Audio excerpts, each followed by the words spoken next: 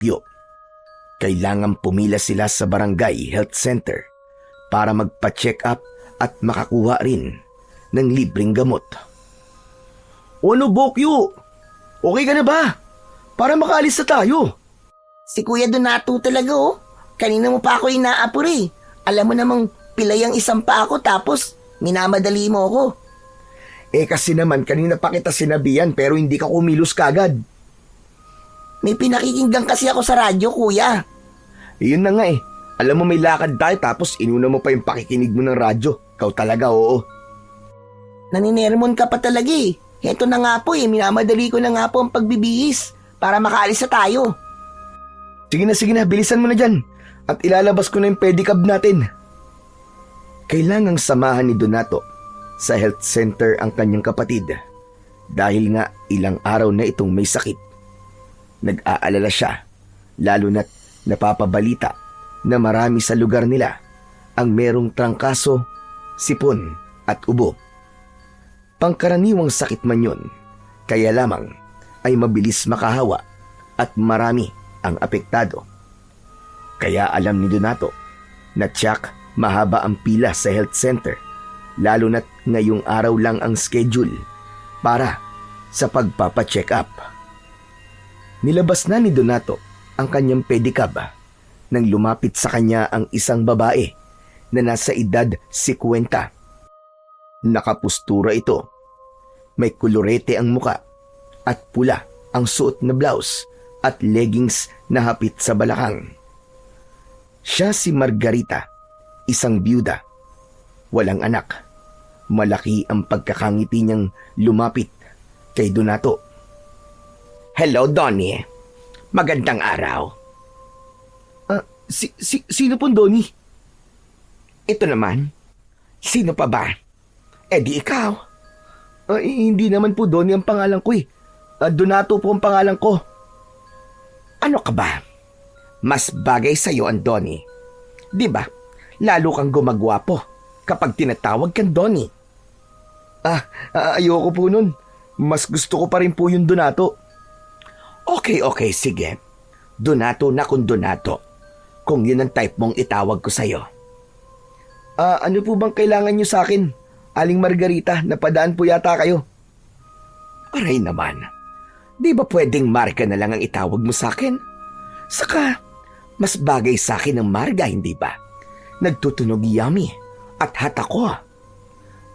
Nako naman, Aling Margarita, hindi ba kayo kinikilabutan sa sinasabi nyo? Hot at yummy kayo? Oo naman. Bakit? Hindi mo ba napapansin yun? Bahala na nga kayo kung yun ang pakiramdam niyo sa sarili nyo. Sa bagay, walang basagan ng trip. Teka lang. Kailan ba kita pwedeng yayain lumabas? Ako ang bahala sa iyo, Donnie. Iba na lang po ang yayain nyo, Aling Margarita. Busy po ako Sa araw po, nagkakargador po ako sa palengke. Sa gabi po, naglalako naman po ako ng balut. Kaya wala po akong time para gumala. Ikaw talaga. Para kang pamilyadong tao. Kailangan ko po talaga magsumikap para sa amin ng kapatid kong si Bokyo. Ganun po talaga, wala akong magagawa. Habang nakikipag-usap si Donato kay Aling Marga, ay narinig niya ang pagtawag ng nakababatang kapatid na si Bokyo. Naku, Aling Marga, may pupuntahan nga po pala kami ni Bokyo. Asan kayo pupunta? Sasamahan ko kayo. Hindi na po. Baka kung anong isipin po na makakakita sa akin Baka sabihin nila, sugar mommy ko po kayo. Aba, okay lang sa akin yun. Sige po. Saka na lang po ulit tayo mag-usap, Aling Margarita. Kailangan na po talaga naming umalis ng kapatid ko. Teka, sandali lang. Paano yung ko sa'yo? Sana naman mapagbigyan mo yung date na sinasabi ko. Kahit minsan lang. Hindi na pinansin ni Donato ang sinabi ni Aling Marga. Pinuntahan na niya sa loob ng bahay si Bokyo.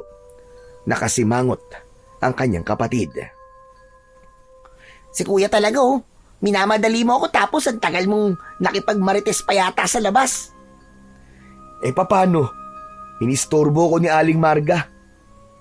Nagpakit na naman ba sa'yo, kuya? Ewan ko ba dun? Kung ano nung sinasabi, kinikilabutan nga ako eh.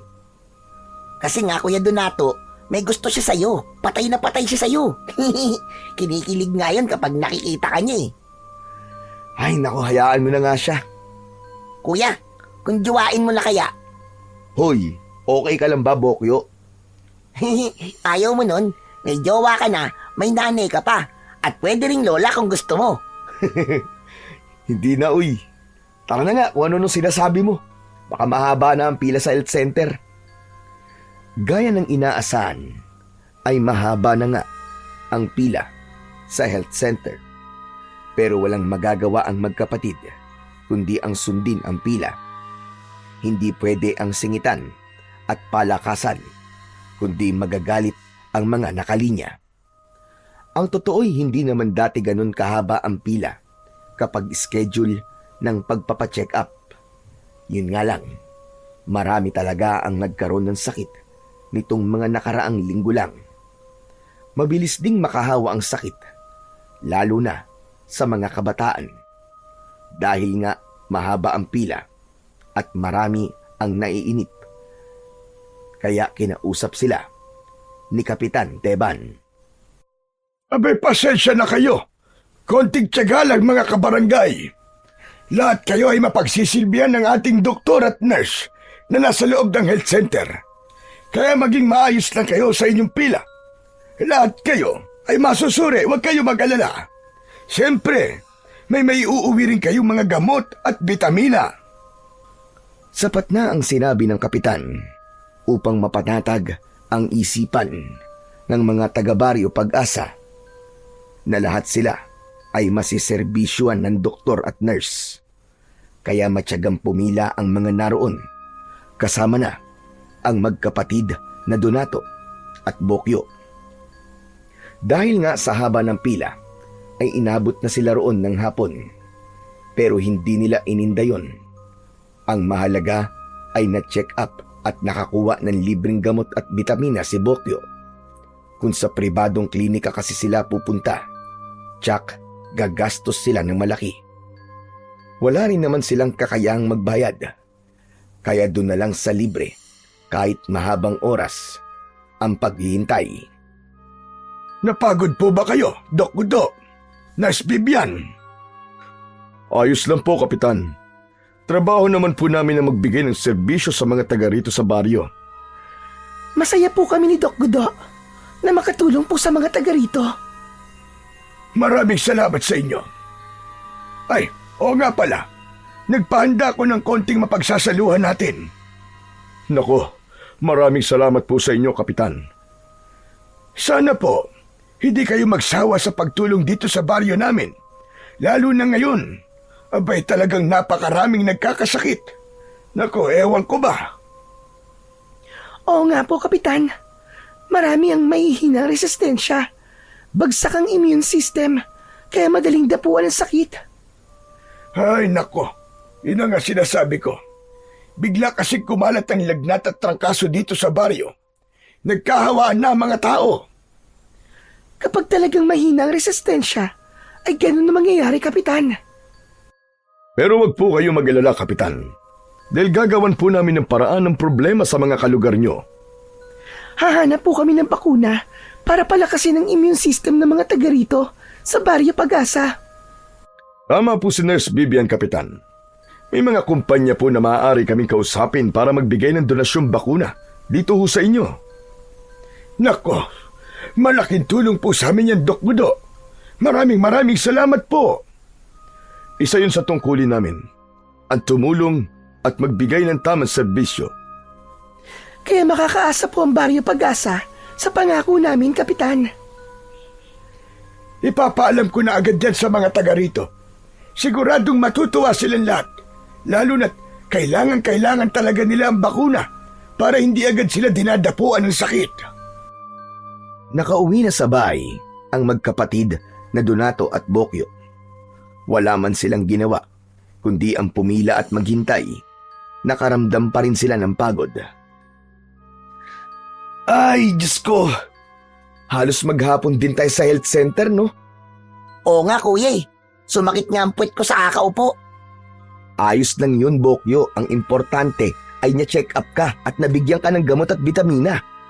Kaya wag mong kalilimutang inumin yung gamot at vitamins na binigay ng doktor, ha? Oo naman kuya.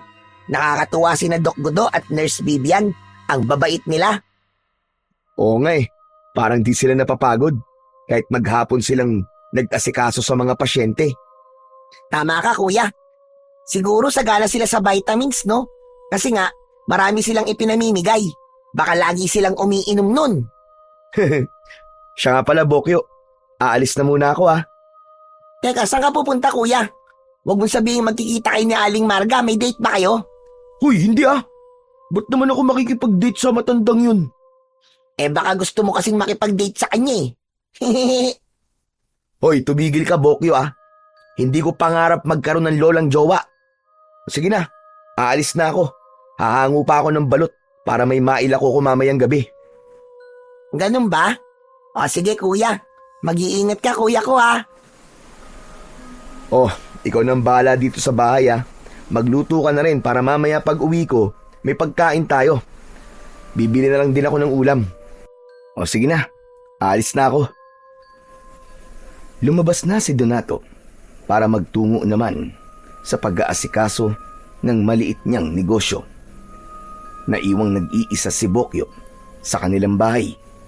Kumain muna ito ng tirang pagkain at uminom ng gamot na ibinigay sa kanya sa health center. Nakaramdam siya ng antok. Nahiga sa kama hanggang sa makatulog. Mahilig magbasa ng iba't ibang katatakutan at pantasya sa mga lumang comics at libro si Bokyo. Yun kasi ang madalas niyang libangan bukod sa pakikinig sa radyo. Dahil nga hindi niya kayang makipagsabayan sa mga bata upang makipaglaro sanhi ng kanyang kapansanan. May diferensya kasi ang kanyang isang paa. Naging biktima yon ng polio dahil napabayaan siya ng kanyang ina noong maliit pa. Hindi ito nabigyan ng bakuna. Nang makatulog si Bokyo, ay naglakbay ang kanyang imahinasyon. Sa kanyang panaginip ay nakita niya ang kanyang sarili sa isang liblib na lugar sa Baryo Pag-asa. Subalit wala siyang makitang mga puno o anumang halaman roon. Kakaiba ang lugar na kanyang kinaroroonan. Biglang nawala ang liwanag sa kinaroroonan niyang lugar. Subalit hindi naman ganun kadilim. Nakarinig siya ng mga ingay. Ganun na lamang ang kanyang gulat at takot nang mula sa kung saan ay may mga kakatwang nilalang na papalapit at pumapalibot sa kanya. Base sa kanyang mga nabasang aklat, ay mga iba't ibang uri ng aswang ang nakapaligid sa kanya. Papalapit ng papalapit ang mga ito at handa na siyang atakihin. Tumayo ang mga balahibo ni Bokyo. Nakita niya ang nakakatakot na anyo ng mga aswang na nasa kanyang harapan. Ang tanging magagawa niya ay ang tumakbo. Kaya lamang, paano naman niya gagawin yon kung wala siyang kakayahan? Gumagamit lang siya ng saklay para makalakad, kaya paano siya makakatakbo? Subalit, kitang-kita niya na papalapit na sa kanya ang mga aswang. Paulit-ulit siyang sumigaw upang humingi ng saklolo. Kaya lamang ay walang boses na lumalabas sa kanyang bibig kahit na anong pilit niya. Takot na takot si Bokyo. Kaya ang tanging ginawa niya ay ginamit niya ang kanyang saklay para labanan ang mga aswang na nasa kanyang harapan. Kaya lamang, hindi sapat ang saklay na ginagamit niyang sandata upang labanan ang pag-atake ng mga halimaw. Hanggang sa wala nang nagawa si Bokyo, ganap na siyang napaligiran ng mga ito at natitiyak niyang yun na ang kanyang katapusan. Kaya tanging malakas na sigaw na lamang ang kanyang magagawa, pero wala pa ring lumalabas na boses sa kanyang bibig. Naramdaman na lamang ni Bokyo ang tila may aswang na kumagat sa kanyang paa. Mas malakas na ang kanyang sigaw. Sa pagkakataong yun, ay nagising na siya sa pagkakatulog. Ramdam niyang may masakit sa kanyang paa. Nakita niya, nakagat ng kanyang Kuya Donato ang kanyang hinlalaki. Aray! Aray ko naman, kuya! Ba't mo naman kinagat ang hinlalaki ko sa paa? Mabuti nga kinagat ko eh. Pwe, ang sama ng lasa ng paa mo. Siyempre, hindi pa ako naguhugas ng paa. Nakatulog na ako dito sa upuan eh. Dumating ka na pala, kuya. Mabuti nga kamot, dumating na ako. Inabutan kong umuungol ka at binabangungot. Ilang tapik ko na sa'yo, hindi ka pa rin magising-gising. Kaya kinagat ko na ang hinlalaki ng paa mo, yun. Eh di nagising ka. Pero ang sakit naman, kuya. Parang gusto mo nang putulin ang daliri ko sa paa eh. Eh kasi nga ayaw mo magising. Kaya diniinan ko ang pagkakakagat. Kung hindi kita nagising, aba, baka kung napaano ka na. Alam mo, kuya, nakakatakot yung panaginip ko. Bakit? Ano ba na panaginipan mo? Ikinuwento ni Bokyo sa kanyang kuya ang laman ng kanyang nakakatakot na panaginip.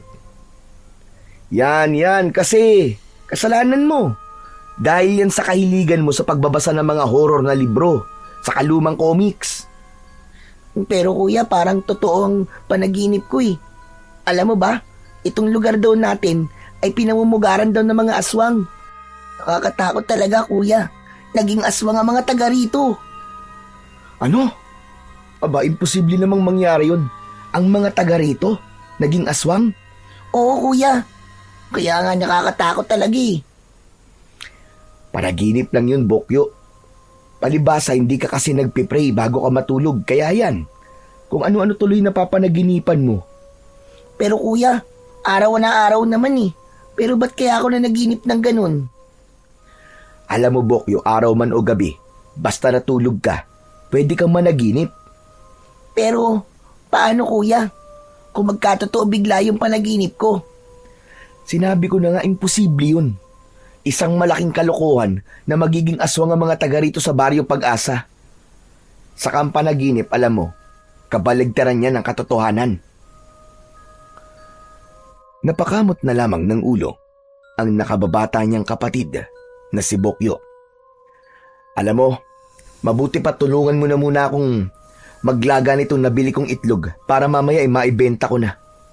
Siya nga pala, uminom ka na ba ng gamot na ibinigay sa'yo tsaka yung vitamins? Oo, kuya.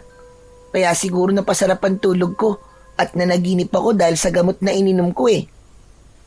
Samantala, may mga taong nagbalik kay Kapitan Teban dahil iba ang kanilang naramdaman pagkatapos na inumin ang mga gamot na ibinigay nila Dr. Gudo at Nurse Bibian.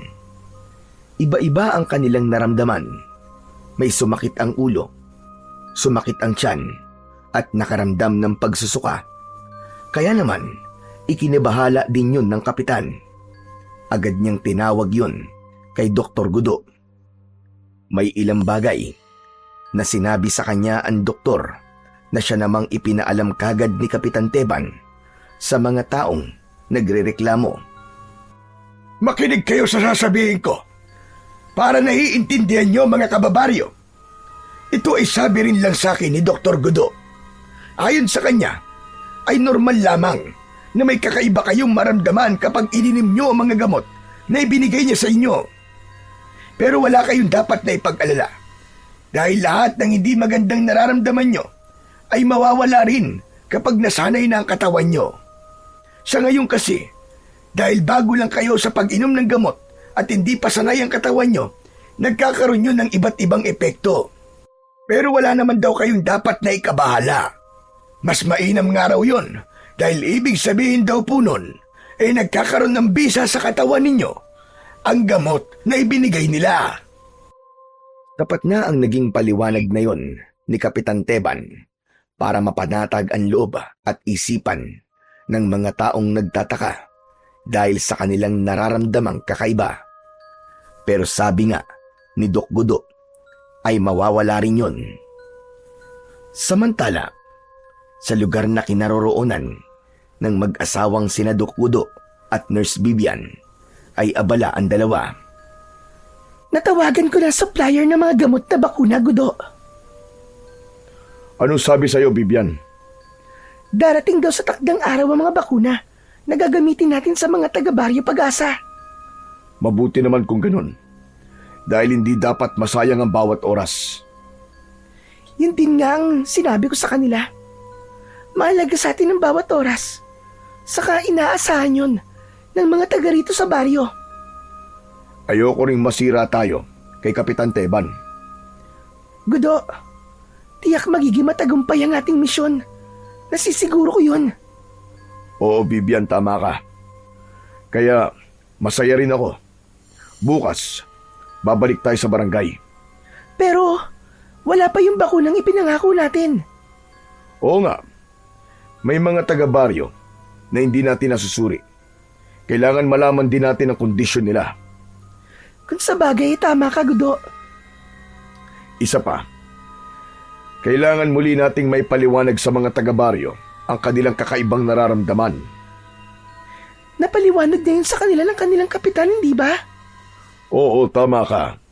Pero iba pa rin kung sa atin mismo manggagaling ang pagpapaliwanag para ganap nang mawala ang kanilang pag-aalala. Dahil nga pagsapit ng gabi, ay pagtitinda ng balut ang inaasikaso ni Donato, kaya inayos na ng binata ang kanyang pedicab at ang basket ng balut. Iikutin niya ang buong baryo sa gabing yun upang magtinda. Ipinagtaka ni Donato ang nangyari ng gabing yun dahil madaling naubos ang kanyang tindang balut. Kinulang pa nga ito. Tila ba lahat ng tao sa baryo ay nagugutom at gustong kumain ng balut. Kaya naman, masaya si Donato habang papauwi dahil madaling naubos ang kanyang tinda. Habang sakay ng kanyang pedicab ay may kakaibang naramdaman ng binata nang mapadaan siya sa isang madilim na bahagi ng kalsada. Nakarinig siya ng kakaibang ingay na tila may mga sumusunod sa kanya. Kaya lamang, tuwing lilingon siya at titingin sa lugar na pinagmulan ng ingay, ay wala siyang makitang anuman. Pambihira. Ngayon lang nangyari sa akin to Parang meron talagang kakaiba. May hindi pangkaraniwan ako nararamdaman. Inisip na lamang ng binata na baka guni-guni niya ang lahat ng nararamdaman. Saka hindi naman siya matatakutin. Kaya baliwala lang yun sa kanya. Nang makauwi na sa kanilang bahay si Donato, ay dinatnan niya ang kanyang kapatid na si Bokyo na walang tigil sa pagkamot ng kanyang katawan. Hoy, Bokyo, ano ba nangyayari sa'yo Hindi ko nga maintindihan, Kuya Donato eh. Panay ang kagkag mo dyan sa katawan mo. Ano bang meron? Kating-kati ka. Kuya, sobrang kati talaga. Ang kati-kati po ng pakiramdam ko. Saan ka ba galing? Baka kung saan ka kasi nagsususuot, kaya kinati ka. Hindi, Kuya. Dito nga lang ako sa bahay abang wala ka eh. Kaya lang, bigla na lang kumati ang buong katawan ko. Hindi kaya tutubuan ka ng galis? Ba't naman ako tutubuan ng galis? Saka, saan manggagaling yun? Wala naman akong nakakausap na merong galis para mahawa ako. Pero wala kang tigil sa kakakamot mo Oo nga, Kuya eh. Sobrang kati talaga. Ang mabuti pa, magugas ka ng katawan mo. Maligo ka para matanggal yung alikabok. Ginawa ko na yung kanina, Kuya eh, pero ganun pa rin lalo pa nga nangati. Siguro dapat na tayong bumalik bukas sa center. Baka kung ano ng sakit yan. Mukhang gusto mo nang saluin lahat ng sakit, Bokyo Hindi naman, baka allergy lang to, Kuya. Wala naman tayong bagong kinakain Gaya pa rin ng dati. Paano magkakaroon ka ng allergy? Kinabukasan ay maagang nagtungo ang magkapatid sa health center. Marami sa naroon ang may katulad ng nararamdaman ni Bokyo. Kasama na roon si Aling Margarita na nakapila na rin pala. Abay, sabi ko na nga ba? Kayo ni Bokyo ang natatanaw ko kanina. Oh, bakit nandito rin po kayo, Aling Marga? Baka sinusundan ka niya, Kuya Donato. Excuse me, hindi ko sinusundan na kuya mo, no? Pero, pwede na rin. Kung hindi niyo ako sinusundan, ba't nandito rin ho kayo sa health center? Dahil sa allergy. Tinubuan din kayo ng kate-kate, Aling Marga? Oo, Donato. Buti sana kung ikaw ang kakamot. Okay lang sa akin. Heto na naman tayo, Aling Marge. Teka, ikaw rin ba, Donato? Kinakati ka rin? Pwedeng magkamutan tayong dalawa kung gusto mo. Ay, hindi po akong kinakate, kundi po tong kapatid ko si Bokyo. Kung gusto nyo kayo po magkamutan, Bokyo, gusto mo ba? Wag na, Kuya. Baka hindi allergy ang sakit ni Aling Marga. Baka kurikong na yan o kaya galis aso. Hoy, wala ako nun ha. Allergy lang talaga ito. Baka may nakain ako kahapon na bawal sa akin. Teka lang. Ikaw ba nagpa-check up din tapos humingi ka ng gamot dito sa center? Oo, kaya lang wala na kayo nung magpunta ako rito. Naku, baka dahil sa gamot na ibinigay kaya pati po kayo ay kinakate, Aling Marga. Mamaya natin malalaman yan kung totoo nga. Samantala, hindi na ipinagtaka pa ni na Doc Gudo at Nurse Vivian ang mga kakaibang nangyayari sa mga bumalik na pasyente. Tila inaasahan na nila ang mga kati-kating nararamdaman. Buti na lang, agad ding naipa-deliver ang mga bakunang gamot na gagamitin nila. Kung ganon, Doktor, babakunahan niyo na po mga pasyenteng bumalik. Oo, Kapitan. Para maalis na yung pangangati nila. Diyos ko, buti na lang. Dumating kagad yung bakuna. Oo nga, Kapitan. Saka, ipinaapura talaga namin para mabigyan na ng bakuna ang mga taga rito sa inyo. Lalo na yung mga kabataan na madaling dapuan ng sakit. Tama po si Doc Gudo, Kapitan. Kaya maya-maya lang po ay sisimulan na ang pagbibigay ng bakuna sa kanila. Aayusin ko lang po mga kailangan gamit. Sige po, Nurse Vivian. Lalabas muna ako para sabihan ng mga kababaryo ko na nakapila na maghintay-hintay sila at malulunasan na rin ang kanilang sakit, lalo na yung pangangati ng kanilang mga balat. Sige po. Hindi kasi basta allergy lang ang dahilan ng pangangati. Lalong walang anumang gamot na maaaring ipahid sa balat nila. Kundi tanging tumbako na lamang ang makakatulong sa kanila. Hinarap ni Kapitan Teban ang mga tao upang ipaalam na mabibigyan na ng solusyon ang pangangati ng kanilang mga balat. Dapat mabigyan sila ng bakuna, kaya pinapila ni Kapitan ng maayos ang mga pasyenteng nasa harap ng health center. Sumunod naman ang mga ito dahil pare-pareho silang nag-aalala at nahihirapan sa nararamdamang pangangati ng kanilang mga balat. Hay nako, sana naman ay mawala na rin ang pangangati ko. Ako nga rin po, Aling Margie. Kasi hindi ko na rin kasi matiis ang kati nito. Teka, ikaw nga pala, Donato. Bakit hindi ka kinakate? Hindi naman ako uminom ng gamot eh. Saka wala akong sakit. Malakas ang resistensya ko. Malusog ako. Sana all. Sana ako rin healthy. May sikreto kasi ako, kaya hindi ako sakitin. Aba, ano ba sikreto mo? Baka naman pwede mong i-share para kagaya mo kaming maging healthy rin. Kailangan mo lang kumain ng 1 o 2 balut araw-araw. Ano? OMG! Teka, Aling Marga, anong OMG? Hindi naman kasi ako kumakain ng balot. Hindi ko kaya. Hindi ko malunok. Kaya naman pala eh. Kasi Donato, iba ang balot na gusto ko. Yun lang sa'yo. Iyan tayo eh. Kung saan-saan na naman mapupunta ang usapan natin ito, Aling Marge. Basta, hindi ko talaga kaya kumain ng balot. Hindi kaya ng sikmura ko. Parang bumabaliktad ang sikmura ko pag kumain ako noon. Eh di, pasensya na lang. Talagang magiging sakitin ka, Aling Marga. Kuya, ako bigyan mo na rin ako ng balot araw-araw Promise, kakain na ako. Sigurado ka ba?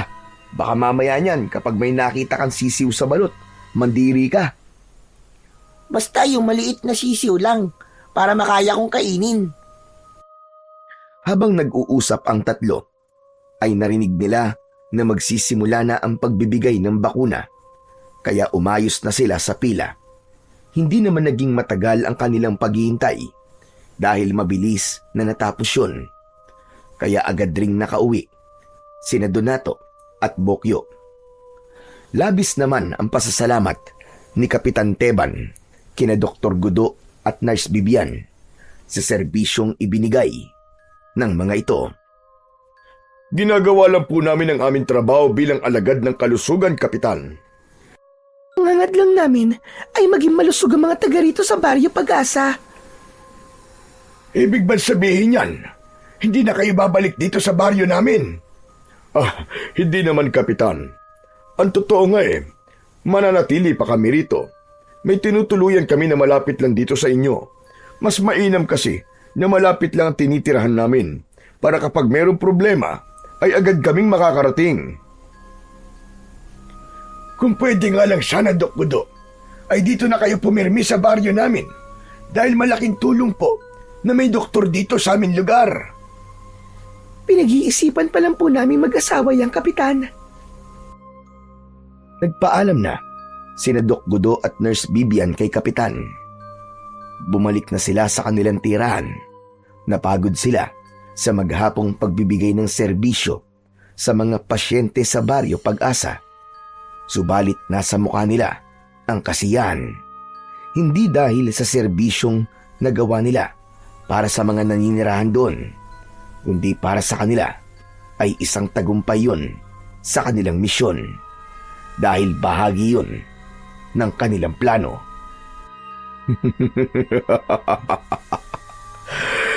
Napakadali nilang maniwala at magtiwala, Bibian. Dahil utu-utu sila. Lalo na ang kanilang Kapitan. Marami tayong nabakunahan. Pero alam nating hindi pa lahat. Oo, pero karamihan sa kanila ay nabigyan na natin ng bakuna. Lalo na ang mga kabataan. Kaya sa mga susunod na araw, maghintay na lang sila. Maghintay ng mga pagbabagong mangyayari sa Baryo Pag-asa. Gusto ko na magpahinga, Gudo. Napagod ako ng gusto. Ako rin naman. Wala na kawala ang mga taga rito. Mahahawakan na natin ang baryong ito. Sumapit na muli ang gabi.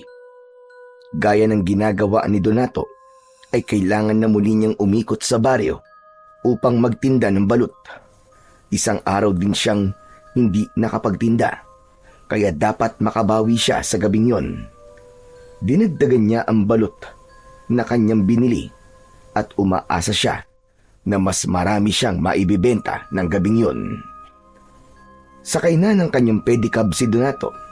Inilalako na niya ang balut nang mapadaan siya sa bahay ni Aling Marga. Naghahanda na nun para matulog ang byuda nang marinig ang boses ni Donato. Nagmamadaling lumabas ng bahay at tinawag ang binata. Donato, kanina pa kita hinihintay. Aba, bakit niyo ako hinihintay? Bibili ka po ba ng balot?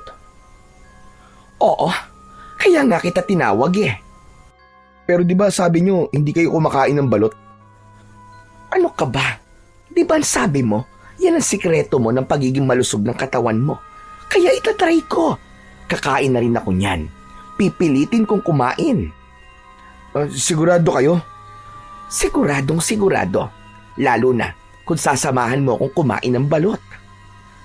Basta ba marami kang bibilin Ayos sa akin yun. Oo naman. Basta samahan mo akong kumain Lahat ng makakain mo, babayaran ko rin. Hanggang 5 lang ang kaya ko, Aling Marge. Saka, hindi rin naman kasi mainam kapag sobra na. O sige. Bibili ako ng 10. Tig-5 tayo. Basta promise mo, sasamahan mo akong kumain, ha? Kung bilin mo na lang kayang lahat to, Aling Marga. Well, pwede. Pero, sa isang kondisyon. Ano namang kondisyon? Dito ka lang muna para may kakwentuhan ako, Donato. Kasi, ang lungkot ng nag-iisa. Alam mo, mahirap talaga maging byuda. Basta mag-uusap lang tayo walang problema. Basta hanggang dun lang. Oo naman. Masaya na ako noon. Tapos, bukas, ipamimigay ko na lang sa mga kapitbahay ko itong balot. Tama yun. Makakatulong ka pa sa kanila, Aling Marga. Korek ka dyan. Pumayag si Aling Marga sa kondisyon ni Donato. Ikinatuwa naman yun ng binata dahil hindi na siya mapapagod ng gabing yun. Saka nangako naman si Aling Marga na sasamahan lang siya sa gabing yun para meron siyang makakakwentuhan. Bukod sa balot ay naghanda na rin ng iba pang pagkain si Aling Marga. Habang lumalalim gabi ay patuloy sa pagkikwentuhan ang dalawa hanggang sa may narinig sila. Ano yun? Parang may babaeng sumisigaw. Oo nga. Naririnig ko rin. Sandali lang, titignan ko. Teka. Sandali lang, Donato. Huwag mo akong iwan dito. Sandali lang ako, Aling Marga. Aalamin ko lang kung sino yun. Baka nangangailangan na ng tulong Pero natatakot ako. Ayoko maiwan dito. Nag-iisa lang ako. Ay, halika na nga. Sumama ka na. Lumabas ng bahay sina Aling Marga at Donato. Inalam nila kung saan galing ang sigaw na yon. Maya-maya pa ay may nakita sila na lalaking tumatakbo. Takot na takot ito.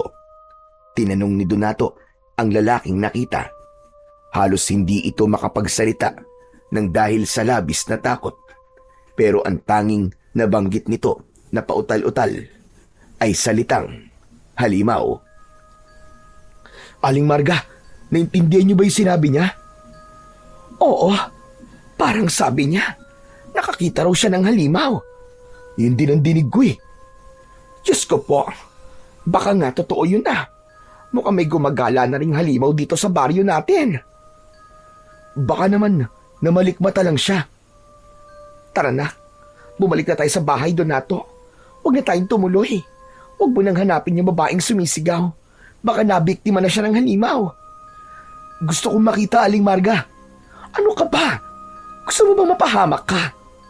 Hindi nga natin alam kung anong klaseng halimaw yung sinasabi ng lalaking yon. Baka kailangan ng tulong ng babae at mailigtas ko pa. Huwag ka nga magpakabayani, ano ka ba? Saka paano kung may masamang mangyari sa'yo? Kawawa ang kapatid mo. Ano na lang ang mangyayari kay Bokyo? Kung mapahamak ka, sige nga. Saglit na natigilan si Donato sa sinabi ni Aling Marga. Tama nga naman ito. Paano na ang nakababata niyang kapatid kapag nawala na siya? Siya na lamang ang inaasahan nito kapag napahamak pa siya. Anong buhay ang naghihintay kay Bokyo? Oh, ano? Ba't tumahimik ka, Donato? Sige. Bumalik na lang po tayo sa inyo. Mahirap yung basta ka na lamang haharap sa kung anong halimaw, Donato. Wala ka palang kahit na anong sandata na pwedeng gamitin. Donato, nakikita ko naman na matapang ka, pero hindi sapat ang katapangan lang. Kailangan mo pa rin ang tamang diskarte at dapat pinag-iisipan ng bawat gagawin mo. Maling magpadalos-dalos ka. Nakinig siya sa sinabi ni Aling Margarita. Alam niyang tama ito. Hindi nadadaan sa tapang ang lahat ng bagay dahil minsan ang labis na katapangan ay naguhulog sa kapamakan. Nang makabalik na sa bahay ni na Aling Marga ang dalawa, ay tahimik si Donato. Magpapaalam na siya nang pigilan siya ng byuda. Teka, sandali. Uuwi ka na? Oo. Kailangan ako ni Bokyo saka mag-uumaga na rin. O siya, sige. Salamat sa oras mo, Donato, ha? Kahit papaano, ay pumayag kang samahan ako rito. Wala ho yun. Saka inubos niyo naman po lahat ng balot na tinda ko eh. Kaya okay lang ho yun. Nang makauwi na si Donato sa kanilang bahay, ay halos mag-uumaga na. Dinatnan niyang gising ang kanyang kapatid na si Bokyo. Nagulat pa ito nang buksan niya ang pintuan. Tila takot ang kapatid niya. Oh, Bokyo, ano nangyari sa'yo? Kuya Donato, isang ka ba galing? Ano bang tanong yan eh? Di ba nagtinda ako ng balot? Pero bakit ngayon ka lang? Kanina pa kita hinihintay eh. Bakit kailangan mo pa akong hintayin? Alam mo naman na hindi ako sigurado kung anong oras na makakauwi, no? Dapat natulog ka na lang. Yun naman talaga ang ginawa ko, kuya. Natulog ako. Kaya lang nagising ako dahil sa ingay. Ingay? Ingay ng ano ba? May mga humahampas sa bahay natin, kuya. Parang may gustong pumasok. Buti nga, nakasara mga bintana at pinto eh. Ano ba yung humahampas na narinig mo? Hindi ko nga alam, kuya eh. Kasi hindi ko tinignan dahil natatakot ako. Para kasing aswang eh. Ano? Aswang? Anong aswang? Basta, mukhang aswang yun. Kasi nakakakilabot ang ingay at ungol niya. Pambira. Wala namang aswang dito sa baryo natin ah. Biglang natigilan si Donato nang maalala niya yung sinabi ng lalaking tumatakbo na nakita nila ni Aling Marga. Oh, kuya, ba't natahimik ka? Ano bang iniisip mo? Wala. May naalala lamang ako. Sadyang hindi ipinaalam ni Donato sa kanyang nakababatang kapatid ang tungkol sa halimaw.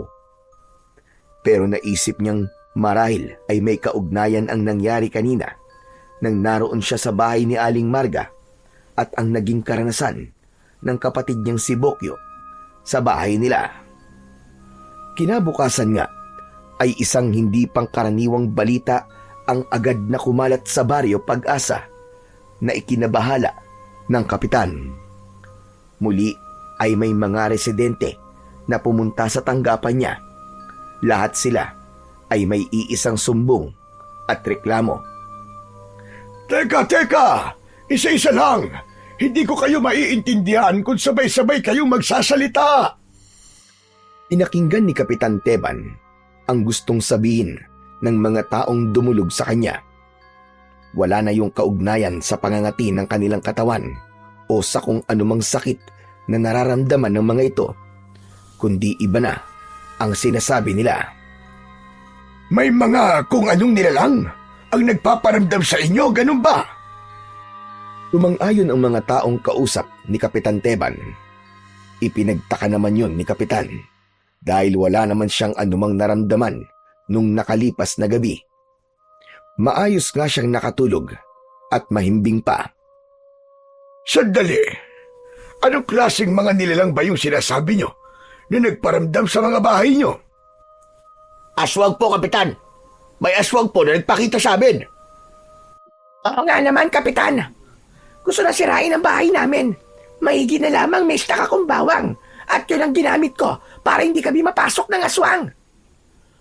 Maswerte pa rin kami dahil walang nabiktima.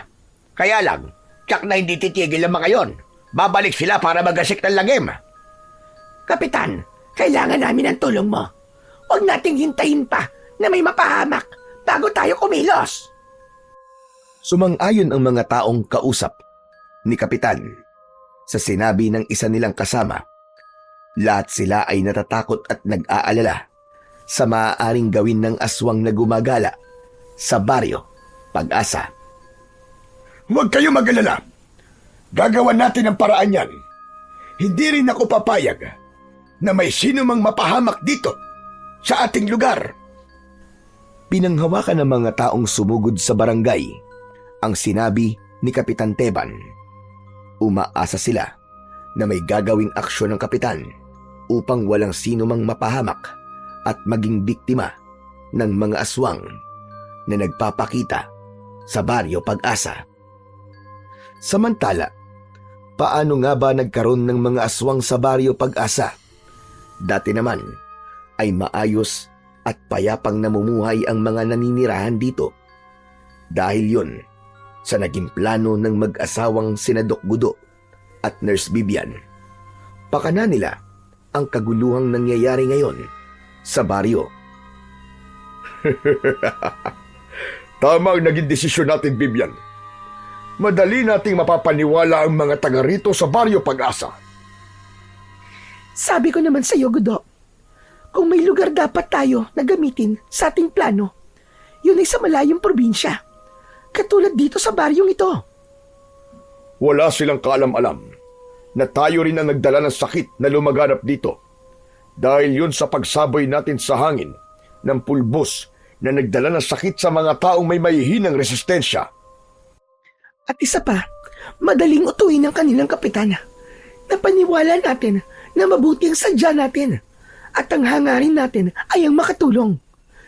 Pero ang totoo, gagamitin lang natin siya para sa pagpapalaganap at pagpaparami ng nauubos nating lahi. Ginamit natin ang pagkakaroon nila ng sakit para maiturok ang bakuna sa kanila. Bakuna na magpapabago sa kanilang pagkatao. Bawat naturukan ng bakuna ay magiging aswang sa mga darating na araw. Kanina lang, tumawag sa akin si Kapitan Teban. O bakit? May problema ba?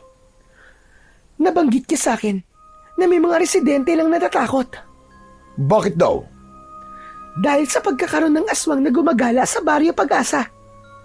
Sigurado ka ba na yun ang sinabi ni Kapitan? Oo, kaya nga nagtataka ako, Gudo. Isang araw pa lang nakakalipas mula na nagbigay tayo ng bakuna, hindi ba? Pero may mga aswang na kagad na nanggugulo sa baryo. Ibig sabihin nun, ganun kabilis ang naging bisa ng bakunang ginamit natin.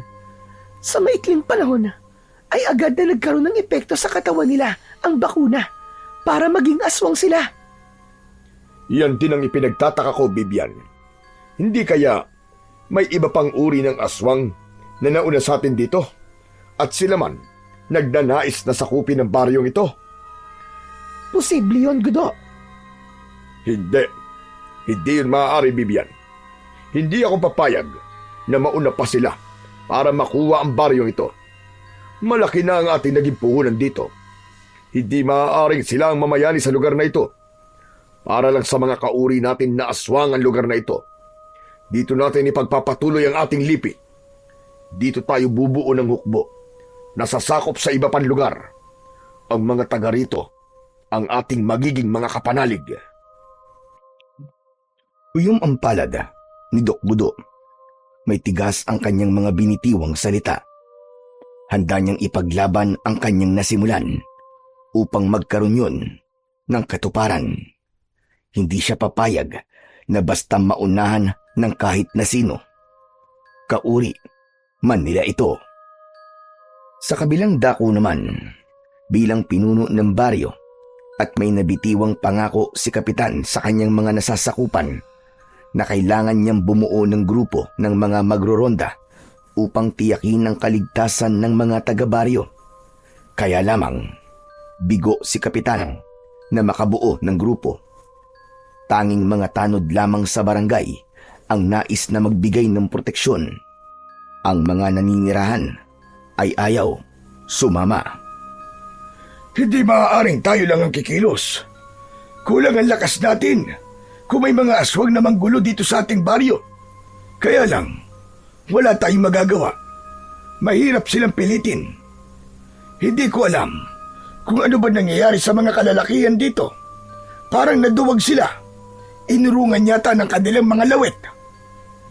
Kaya isang malaking hamon kay Kapitan Teban kung paano niya titiyakin ang kaligtasan sa kanyang mga nasasakupan, lalo na't iinan lang silang iikot sa baryo sa bawat gabi upang protektahan ang mga residente sa pag-atake ng kampon ng dilim. Nakarating kay Donato ang panawagan na yon ni Kapitan Teban, kaya nagpresenta siya para magboluntaryo. Talaga bang kakayanin mo, Donato? Oo naman po, Kapitan. Pero sa gabi ay naglalako ka ng balot, hindi ba? Kaya nga po ako nagboluntaryo, Kapitan dahil para na rin po ako nagroronda tuwing gabi. Dahil sa paikot-ikot po ako dito sa baryo natin para magtinda po ng balut. Kung sa bagay, tama ka. 2-in-1 na ang gagawin mo ngayon. Ganun na nga po, Kapitan. Makakapagtinda po ako ng balut, makakatulong pa po ako sa pagroronda. Maraming salamat sa iyo, Donato. Wala po yung Kapitan. Ang nais ko lang naman po makatulong kahit papano. Ipinaalam ni Donato sa kanyang kapatid ang tungkol sa kanyang plano. Kuya, ba't ka pumayag na magronda? Bokyo, hindi ako inalok, kundi ako mismo lumapit kay Kapitan. Pero kuya, delikado yun ah. Bokyo, halos ganun din naman ang gagawin ko Dahil di ba tuwing gabi naglalako din ako ng balut? Kahit na ba kuya Kung maglalako ka lang, pwede kang umuwi kagad ng maaga kapag naubos ng tinda mo. Pero kapag magro-ronda ka, syempre, di ka kagad makakauwi ng maaga. Okay na yon. Para makatulong din ako. Di ba yun ang laging sinasabi ng lolo natin nung nabubuhay pa siya? Hindi tayo dapat magkait ng tulong sa kapwa natin. Kung kaya nating makatulong, gawin natin, di ba? Sige na nga. Oo na. Saka wala ka naman dapat ikatakot, Bokyo Wala namang maaaring makialam sa'yo. Sagot kita. Siyempre, hindi kita pababayaan, no? Samantala, dahil nga nagtaka ang mag-asawang Doc Gudo at Nurse Bibian sa napapabalitang aswang na gumagala sa baryo Pag-asa, kaya nang sumapit ang gabi, ay naghanda ang dalawa. Dapat nilang malaman ang katotohanan. Kaya nagtungo sila sa barangay at kinausap si Kapitan Teban. Gabing-gabi na pasugod kayo, Doc Gudo. Nurse Bibian. May kailangan ba kayo? Gusto namin makatulong, Kapitan. Aba, sobra-sobra na po ang naitulong niyo sa aming baryo. Dahil yun sa pagbibigay ng bakuna sa mga may sakit. Ibang tulong naman po nais naming ibigay sa inyo, Kapitan. Nais po namin sumama sa pagroronda. Talaga po, Doc? Opo, Kapitan. Wala rin naman kaming ginagawa ngayon ni Nurse Bibian sa bahay namin kaya nais namin maging bahagi ng inyong pagroronda. Abay, kung ganon, hindi kami tatanggi, Doc. Dahil totoong kailangan namin ng mga magroronda. Kaya nga po nandito kami. O sige. Hintayin lang natin ang mga tanod na ating makakasama. Siguro kailangan magdalawang grupo tayo. Naipahanda ko na ang mga kawayang buho at ilang armas na magagamit natin. Huwag niyo kaming alalahanin. May dala kaming sariling armas na magagamit namin, Kapitan Teban. Mainam naman kung ganon. Samantala, si Donato na siyang makakasama rin sa pagroronda ay sinimulan na rin ang pagtitinda. Kapag maaga siyang nakapagpaubos ng balut, saka pa lamang siya pupunta sa grupo ni na Kapitan Teban. Inihanda niya ang kanyang gulok. Itinali na rin niya yon sa kanyang bewang. Sana maraming bumili nitong balut para makapagronda na kagad ako. Tsak aasahan ni Kapitan ang pagsama ko sa kanila. Ngunit nang lalakad na ang mga magroronda, ay nagpaalam sina Doc Gudo at Nurse na hihiwalay sila sa grupo ni na Kapitan Teban. Sigurado po ba kayo, Doc Gudo? Oo, Kapitan. Hindi kami sasama ni Nurse Bibian sa inyo. Tama po. Iiba po kami ng lugar. Pero mas mainam kung may iba pa kayong kasama. Maaari kong isama sa inyong isang kagawad. Hindi na po, Kapitan. Ayos na po kami ni Nurse Bibian. Huwag niyo po kaming alalahanin. Kaya po namin ni Doc Gudo. O siya, sige. Kayo ang bahala. Bagamat nagtataka si Kapitan, ay hinayaan na lamang niya ang desisyon ng mag-asawa. Sila ang may kagustuhan nun. Sakaling may mangyari man sa kanila, ay hindi niya nakasalanan dahil pinili nilang humiwalay sila at walang ibang kasama. Subalit may dahilan kung bakit yun ang desisyon ni Doc Gudo. Dapat talagang tayong dalawa lang ang magkasama, Bibian. Para magagawa natin ang ating gusto. Tama ka, Gudo. Ang kailangan lang naman ay maipakita natin kay Kapitan na tumutulong tayo sa kanila. Ganun na nga, para hindi sila maghinala sa atin. Pero kailangan mo na nating alamin ngayon kung sino ang ibang aswang na nanggugulo rito sa baryo. Dapat na talaga nating malaman yon. Ganap nang lumayo, sina Doc Gudo at Nurse Bibian sa grupo ng mga nagroronda na pinangungunahan ni Kapitan Teban. Doon sila nagtungo sa lugar na hindi sila makikita ng mga ito. Nag-abang ang mag-asawa sa pagpapakita ng aswang na gumagala sa baryo Pag-asa. Habang naghihintay ang dalawa, ay narinig nga nila ang yabag at kakaibang ingay. Ganon din ang amoy na pamilyar kina Doc Gudo. Andito na sila, Bibian. Hindi nga natin kauri ang aswang na yon dahil kakaiba ang amoy nila. May malansang amoy sila. Magkubli tayo para hindi nila kagad tayo makita. Gudo, dito tayo sa may malaking puno.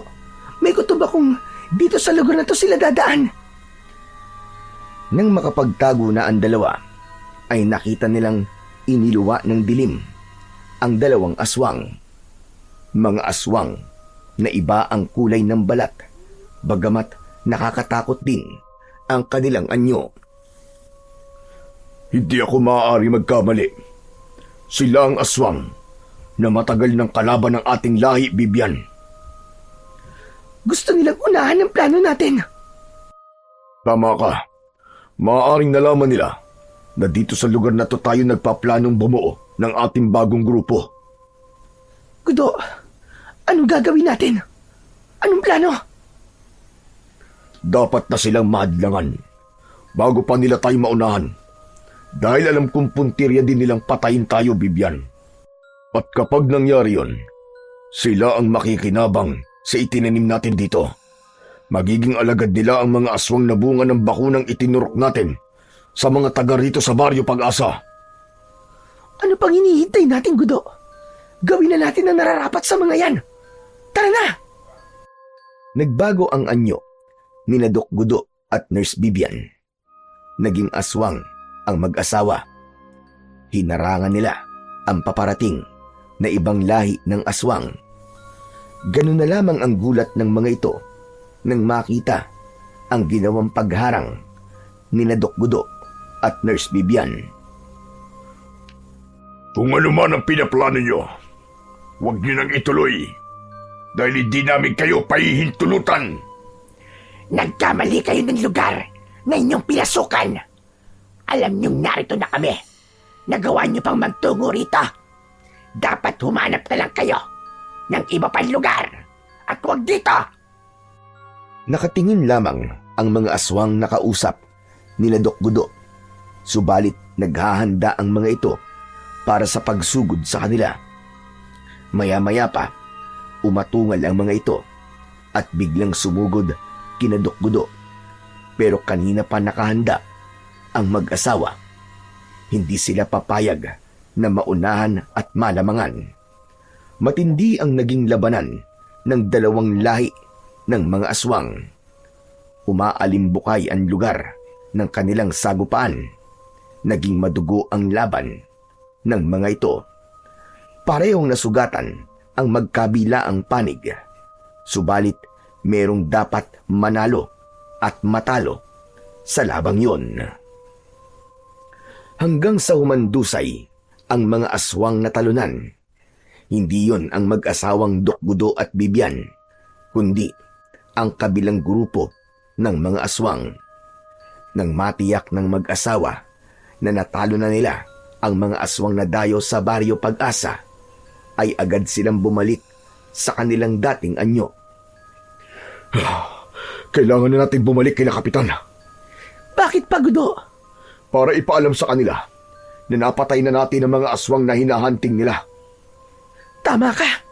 Dapat nilang malaman na tayo ang nakapatay sa kanila. Halika na.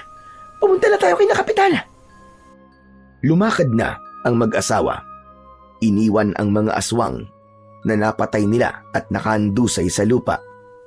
Ipapakita nila yon kina Kapitan.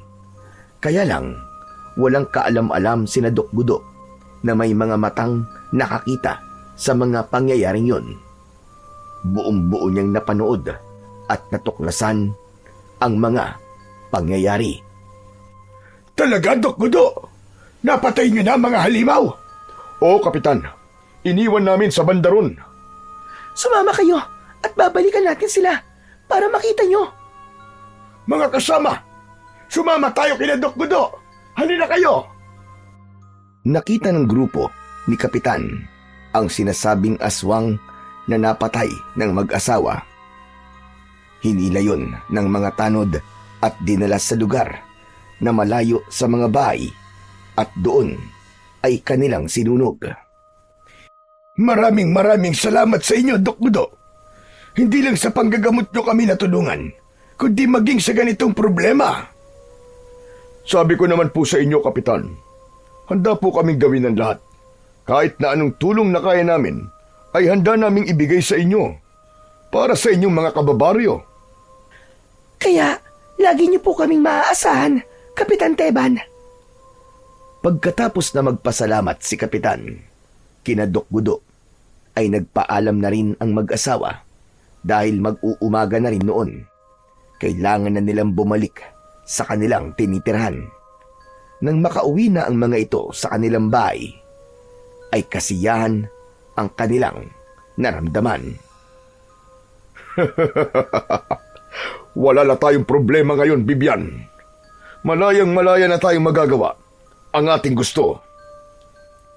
Tama ka. Akala ko talaga'y magiging sagabal na sa atin ang mga aswang na yon. Isa lang ang ibig sabihin. Mahinang klase sila. Tama ka. At wala nang makikialam sa mga plano natin. Tama ka. Sa mga susunod na araw, magsisimula na rin magkaroon ng bisa ang bakuna na ibinigay natin sa mga taga-baryo Pag-asa.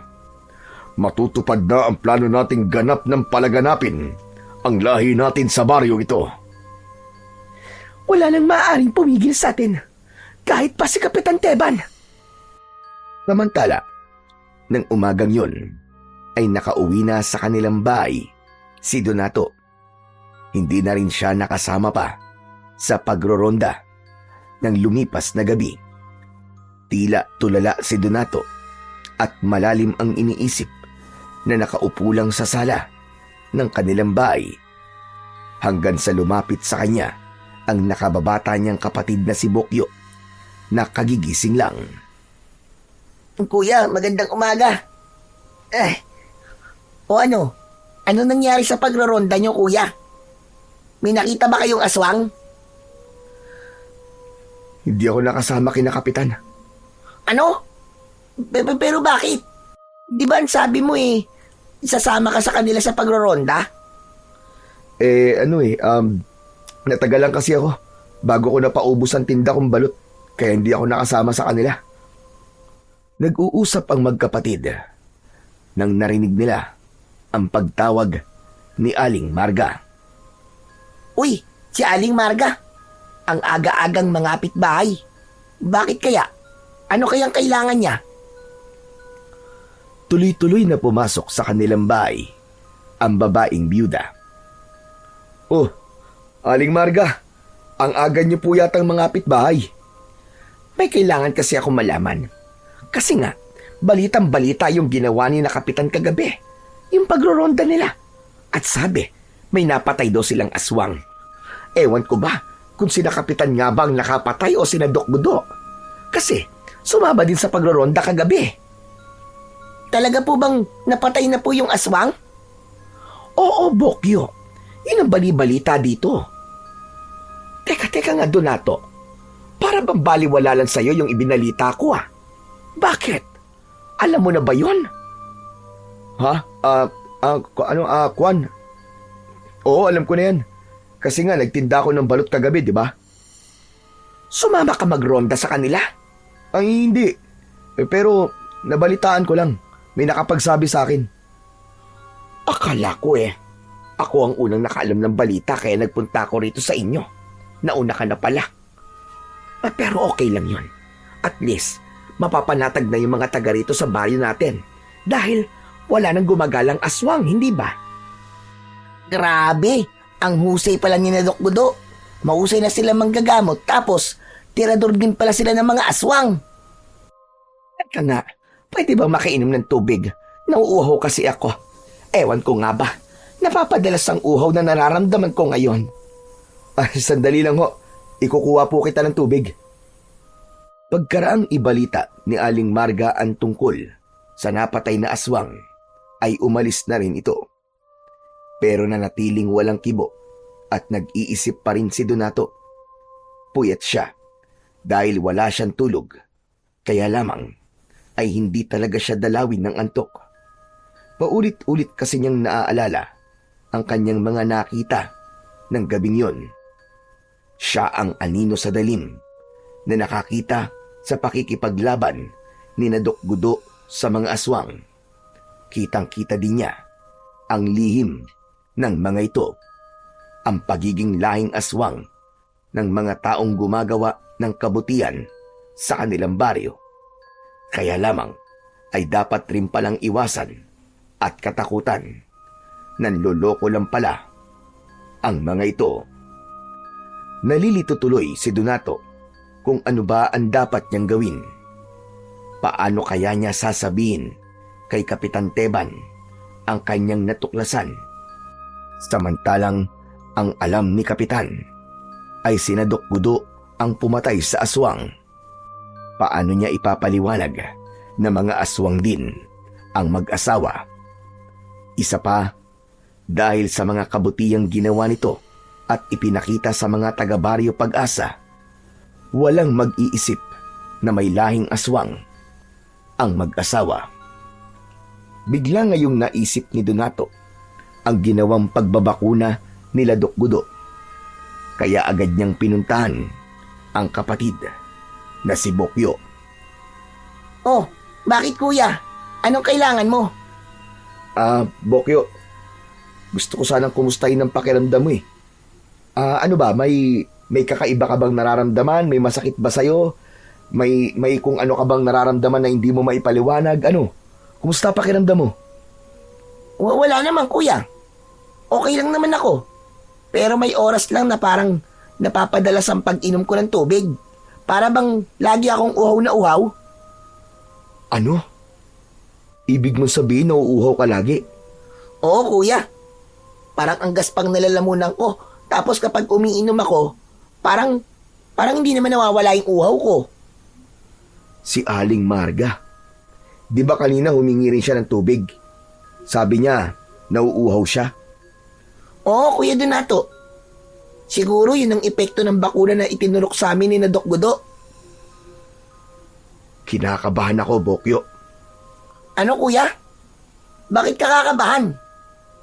Basta, saka hindi mawala sa akin ang pagdududa. Iba talaga ang kutob ko. Ibang-iba. Saan nga kuya? Ang gulo mo naman eh. Sa bakuna na itinurok nila sa inyo. Kuya, para yun sa pagpapalakas ng resistensya, di ba? At saka para mawala din yung pangangati ng aming katawan. Kaya kami tinurukan ng ganun. Pero, baka hindi lang para dun yun, Bokyo eh. Kundi, may iba pang dahilan. Si kuya talaga o kung ano-anong iniisip mo eh. Pati si na Doc Gudo. Gusto mo pang pagdudahan. Pambihira ka talaga. Ang bait-bait ng mga tao eh. Hindi na nagsalita pa si Donato. Dahil alam niyang hindi yun pagdududa.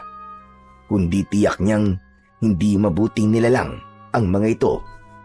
May masama itong pinaplano sa mga taga-baryo Pag-asa. At ginamit nito ang kanyang kaalaman sa panggagamot. Pero kailangan bantayin din niya si Bokyo dahil nga may kakaiba siyang nararamdaman. Subalit hindi lamang si Bokyo ang posibleng apektado, kundi marami sila. Lahat ng nabakunan na taga-baryo Pag-asa. Dahil nga sa pagkakapatay ng aswang, ay ipinatigil na ni Kapitan Teban ang pagroronda tuwing gabi. Naging palagay na ang loob nila at ng buong baryo nang wala nang darating pang mga kampon ng kadiliman at maghahasik ng lagim sa baryo Pag-asa. Malapit na noon ang pagbibilog ng buwan, kaya nakatakda na ring mangyari ang bangungot na dala nila Dr. Gudo at Nurse Bibian. Samantala, tuloy lang ang nakagawi ang trabaho ni Donato pagdating ng gabi, ang pagbibenta ng balut.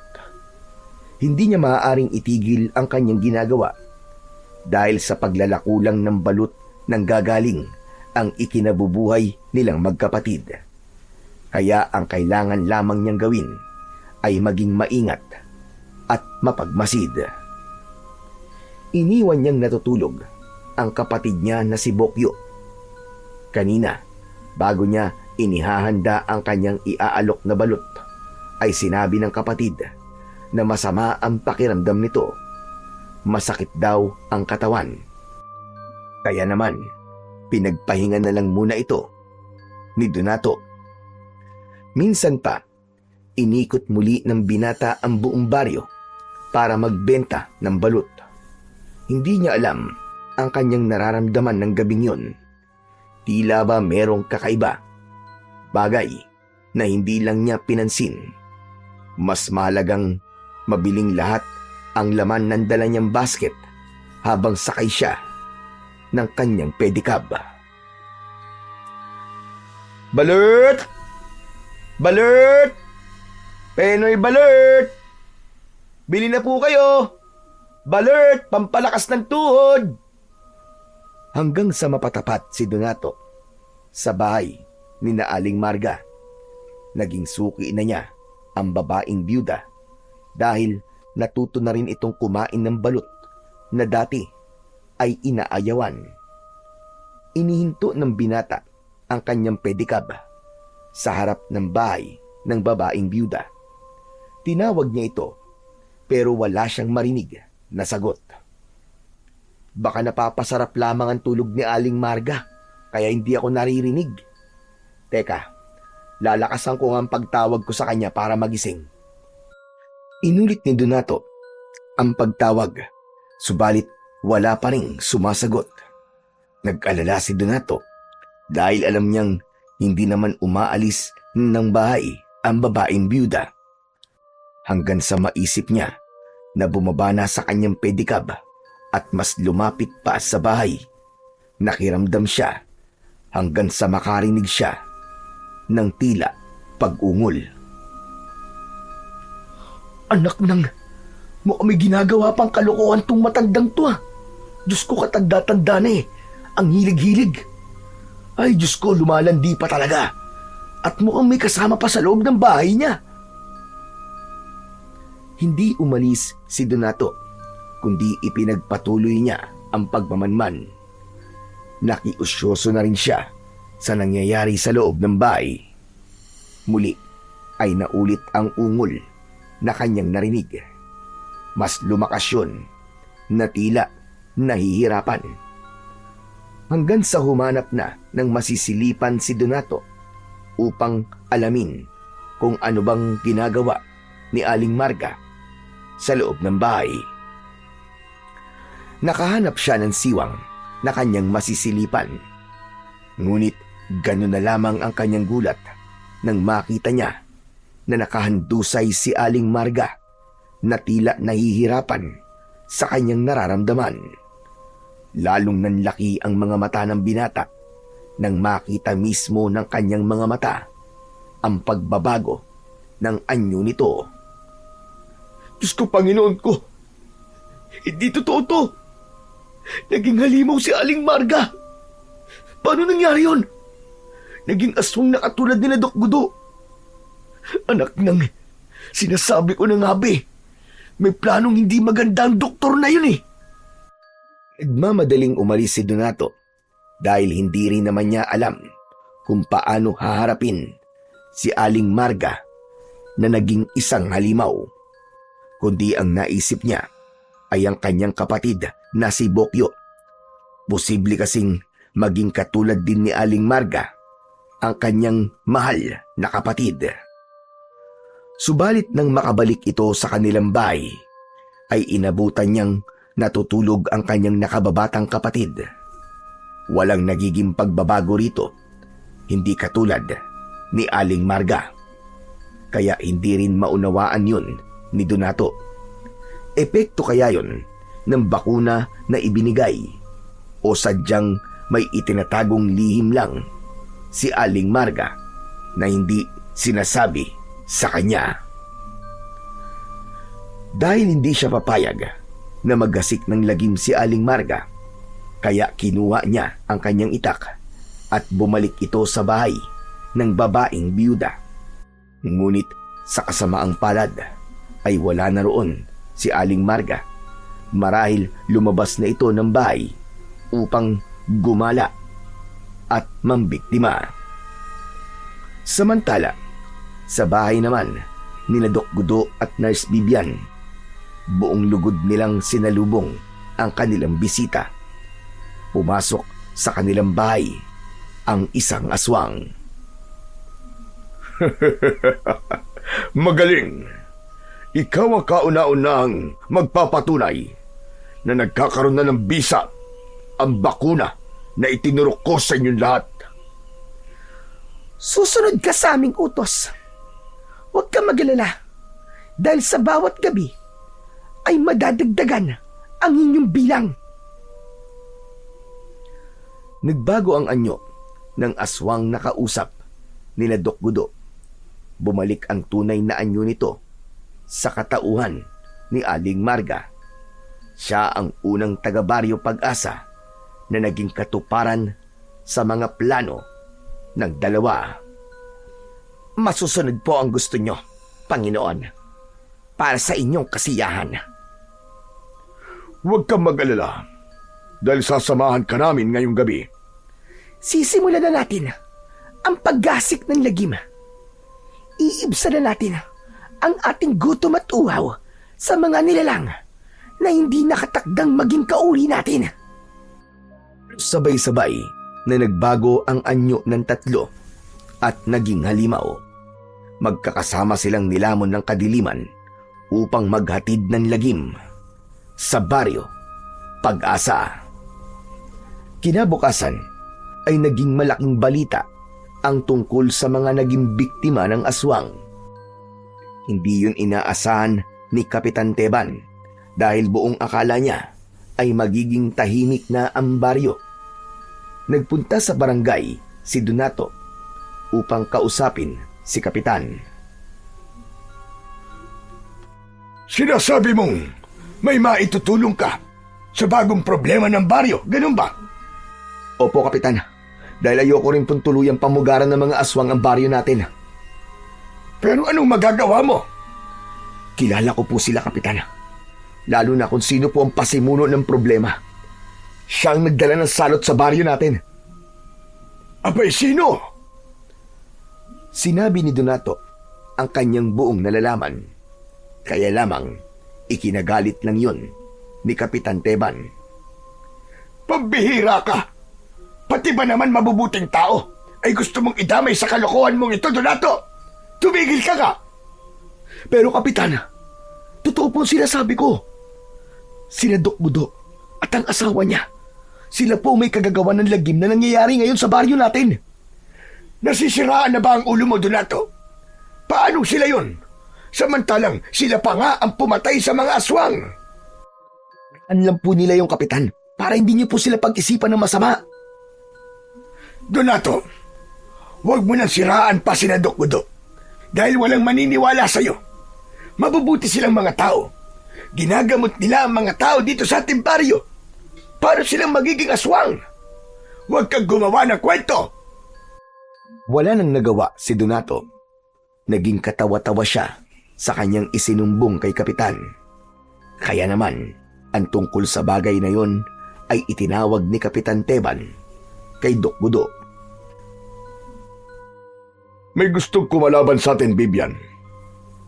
Ang lakas naman ng loob ng taong yon. Ang ipinagtataka ko, paano niya nalaman ang tungkol sa bagay na yun? Posibleng sinusundan niya tayo. Baka may kakaiba siyang kakayahan, kaya nalaman niya ang lihim natin. Hindi dapat magtagal ang taong yun, Bibian. Kailangan makita natin siya bago pa siya paniwalaan ng mga taga-baryo Pag-asa. Kailangan mamatay na siya kagad. Wala tayong dapat ikabahala, Gudo. Papalakas na ang ating grupo. Sa mga susunod na araw, maraming taga-baryo Pag-asa na ang sabay-sabay na magiging aswang. Kaya wala na magagawa ang taong yun.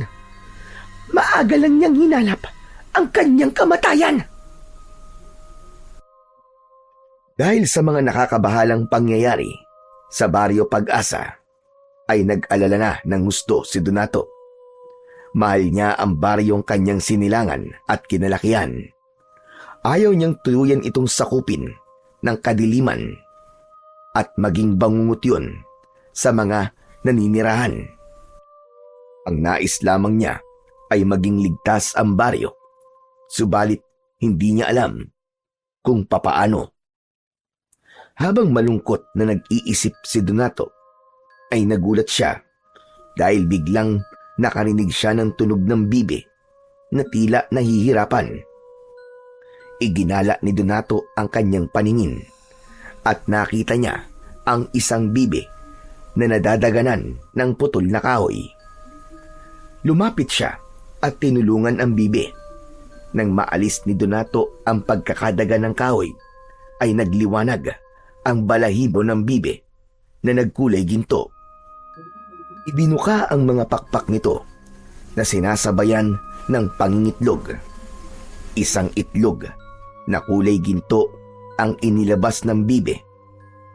Pagkatapos na mangitlog nito, ay biglang nagbago ng anyo ang bibe at naging isang babaeng nagliliwanag. Teka! Sino ka? Isa ka bang diwata? Tumango ang diwata na nagpakita kay Donato. Hindi nagsasalita ang diwata, subalit ang nais sabihin nito ay rumirehistro sa isipan ng binata. Ang nais ng diwata ay inumin ni Donato ang itlog na kulay ginto. Hindi rin maipaliwanag ng binata, subalit naging sunod-sunuran siya sa utos ng mahiwagang diwata na rumirehistro lamang sa kanyang isipan. Pagkatapos na inumin ni Donato ang laman ng gintong itlog mula sa bibe, ay may kakaibang lakas siyang naramdaman. Dumaloy ang pambihirang enerhiya sa kanyang katawan. Ayon sa diwata, ay kakaibang lakas ang ibinibigay ng itlog na magagamit niya para harapin ang anumang nilalang at iligtas ang kanilang baryo mula sa pananakop ng kampon ng kadiliman. Teka, sandali. Alam mo ang problema ngayon sa aming baryo, mahal na diwata? Sumagot sa kanyang isipan ang kausap na diwata. Ayon dito, ay matagal na siyang naninirahan sa baryo Pag-asa at nagmamasid lang. Siya ang diwatang bantay sa baryo, kaya alam niya ang mga nangyayari. Bilang bantay, ay kailangan niyang gumamit ng kasangkapan upang tulungan ang baryo, at si Donato ang nakita niyang karapat-dapat dahil nagtataglay ito ng kabutihan sa kanyang puso. Salamat. Maraming salamat po, kaibigan diwata, sa pagtitiwala mo sa akin.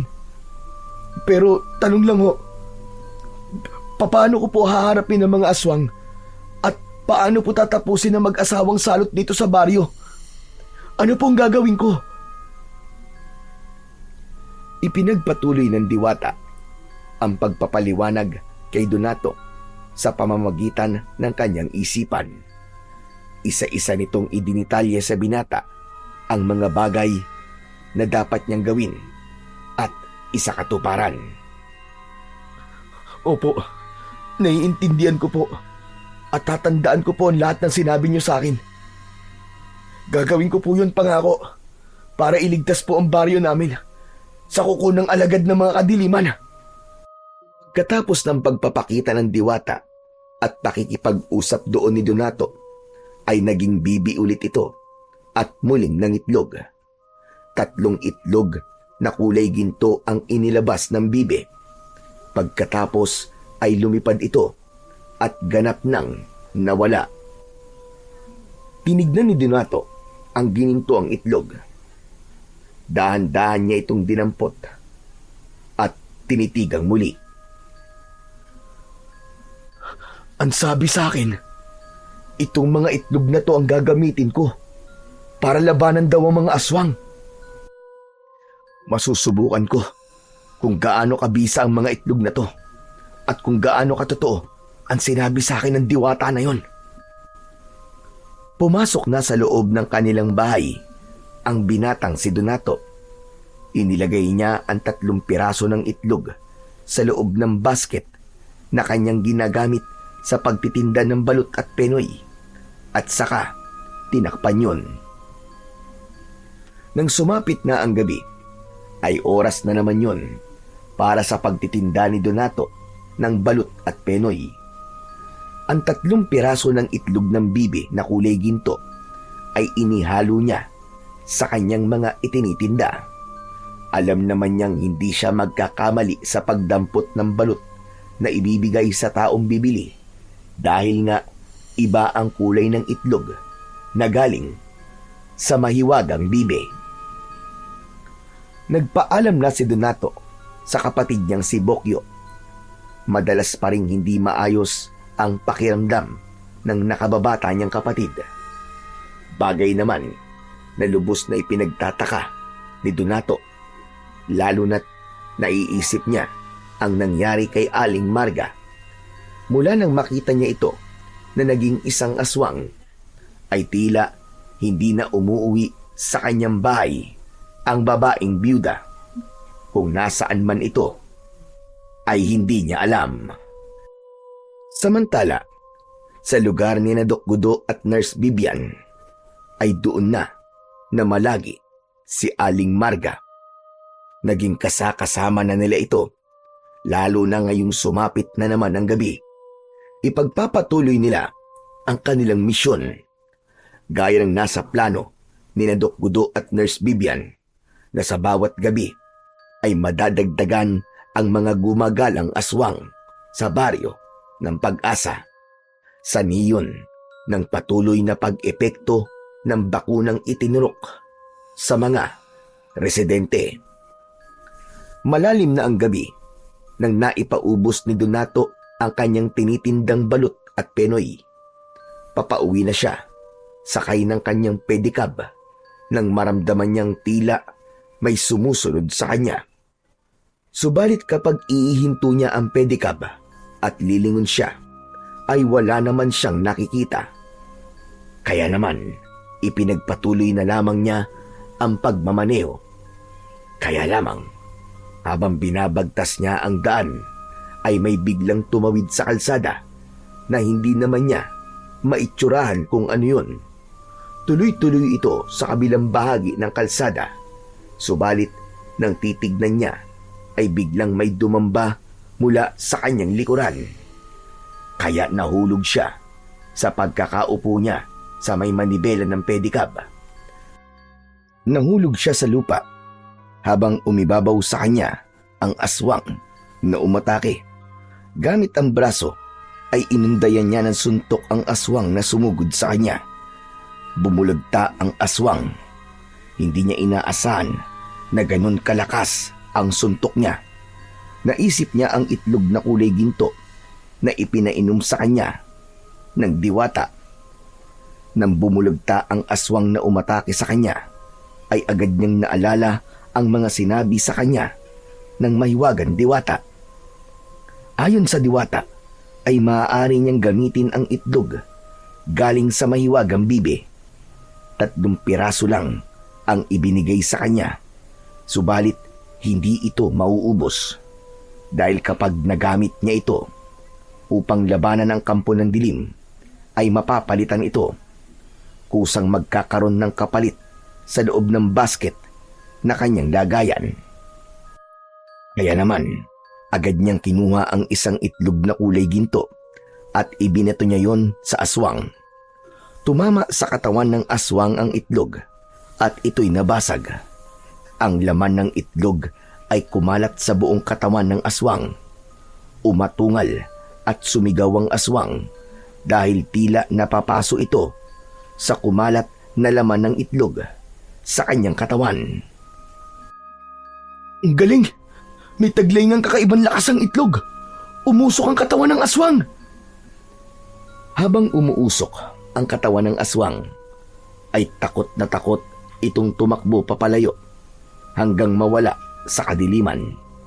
Subalit mawala man ito sa paningin ni Donato, ay alam niyang hindi magtatagal ang buhay nito at siguradong mamamatay din. Subalit hindi pala napuruhan ang aswang na ginamitan ni Donato ng gininto ang itlog, kundi nagtungo ito kina Dukgudo at sinabi ang nangyari sa kanya. Hindi maaari ito. May humahad lang sa ating plano. Hindi to magandang balita, Bibian. Kung sino man ang pangas na yon, dapat siyang tapusin habang maaga pa. Dapat siyang patayin. Tama ka. Kaya maghanda tayo. Kung sino man siyang pakialamero siya, matitikman niya kung paano magalit ang lahing aswang. Saka wala tayong dapat ipag-alala. Lumalakas na ang ating puwersa ngayon. Dumarami na ang mga alagad na magiging kakampi natin. Hindi magtatagal ay masasakop na natin ang baryong ito. At tayo na ang kanilang magiging Panginoon. Samantala, hindi na rin mapalagay si Kapitan Teban dahil sa balitang patuloy na pagdami ng mga aswang sa kanilang baryo.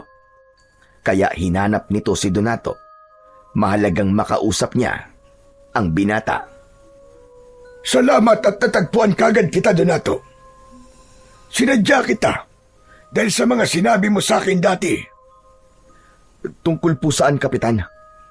Sa nalaman mo tungkol kina Dukgudo. Kung ganun, Kapitan, naniniwala na po ba kayo sa mga sinabi ko sa inyo? Ang totoo, nagdududa na rin ako sa kanila eh. Lalo na ngayon, hindi ko na sila makausap. Tila ba umiiwas sila sa akin? Dahil nga sila may kagagawan ng pagdami ng mga aswang dito sa atin, Kapitan. Maniwala kayo. Ginamit lang nila ang kanilang kakayahan sa panggagamot. Ang pagiging doktor nila. Hindi ko nga alam kung totoong doktor sila eh. Niloko nila tayo, Kapitan. Nagkunwari silang mabubuting tao. Pero ang totoo ay kampon sila ng kadiliman. Napakasama nila. Mga demonyo sila. Ang patuloy na pagdami ng mga kauri nilang aswang ay mahirap na ngayong pigilan, Kapitan. Dahil nagkakaroon na po ng bisa ang bakuna na itinulok nila sa mga tao dito sa atin. Lahat po na nabakunahan nila ay isa-isa na pong nagiging aswang. Pero ang kapatid mong si Bokyo, ano nangyari? Nabakunahan rin nila yun, hindi ba? Opo, Kapitan. Kaya nga po binabantayan ko rin po siya ng maigi. Dahil anumang oras ay maaaring maging katulad din siya ni Aling Marga. Kitang-kita ko po kung paano siya naging aswang. Kaya pala wala rin siya sa bahay nila. Maaaring sumasama na sila sa grupo ni Dukgudo dahil ganap na rin siyang aswang. Ganun nga po, Kapitan. Dumadami na po mga kakampi at alagad ng doktor na yon. Sasakupin na po nila ang baryo natin para gawin nilang teritoryo. Nalinlang tayo na mag-asawang yon. Pero magkaganon pa man po, hindi tayo dapat mawala ng pag-asa. Tutulungan ko po kayo para lipulin ng mga aswang. Hindi nila masasakop ang baryo Pag-asa dahil para sa atin to, hindi para sa mga aswang. Ipinagpaliban na muna ni Donato ang pagtitinda ng balut. Kailangan magkaroon siya ng panahon para sa lumalalang problema sa kanilang baryo. Nakapangako na rin siya kay Kapitan Natutulong siya para lipulin ang mga aswang na dumarami sa kanilang lugar.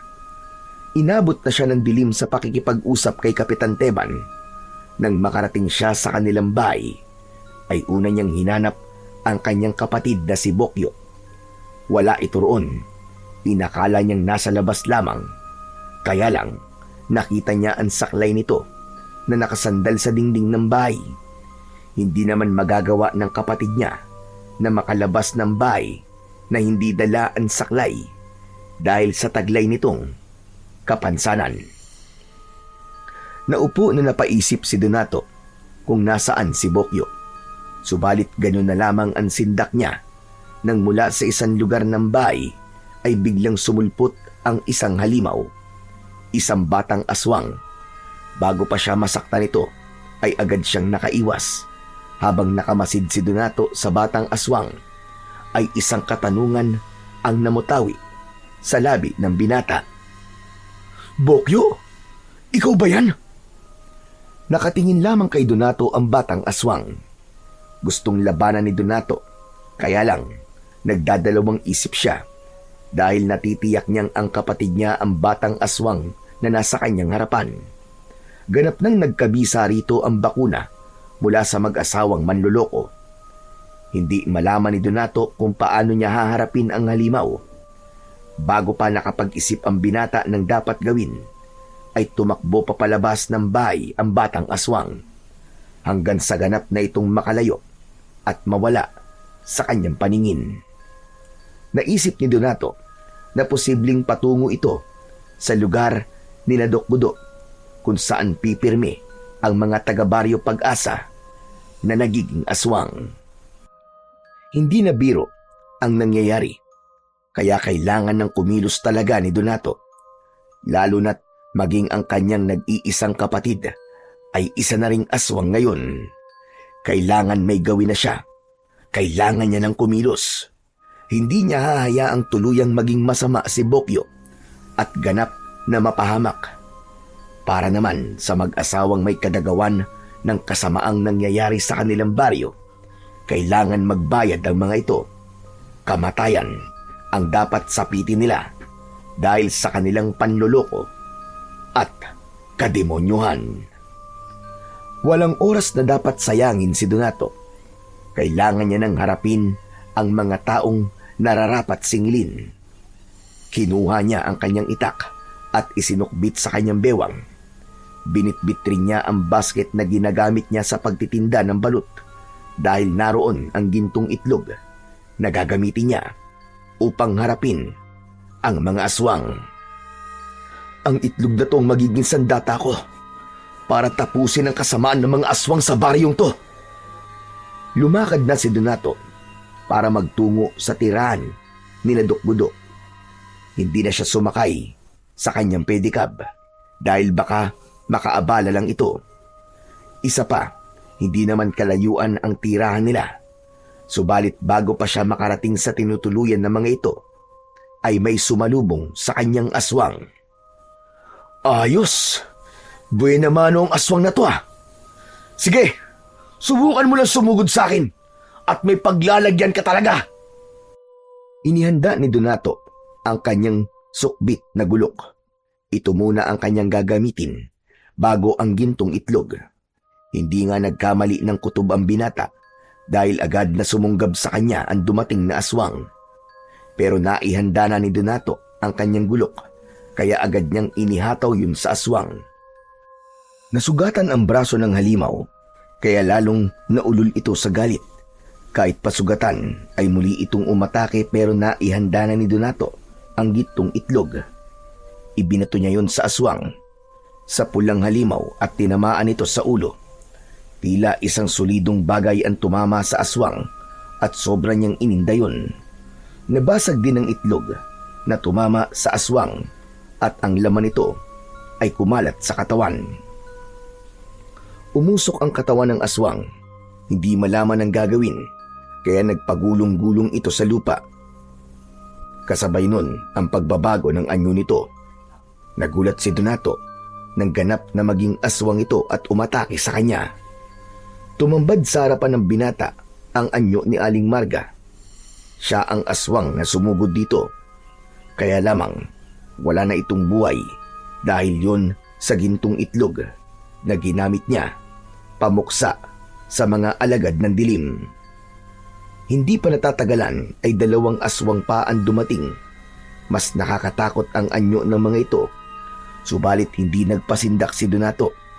Kailangan niyang mas maging matapang at mas malakas dahil siya lamang ang inaasahan ng mga taga-baryo na magliligtas sa kanila sa kamay ng kampon ng kadiliman. Magkakasabay na umatake sa binata ang 2 aswang. Agad siyang kumuha ng gintong itlog.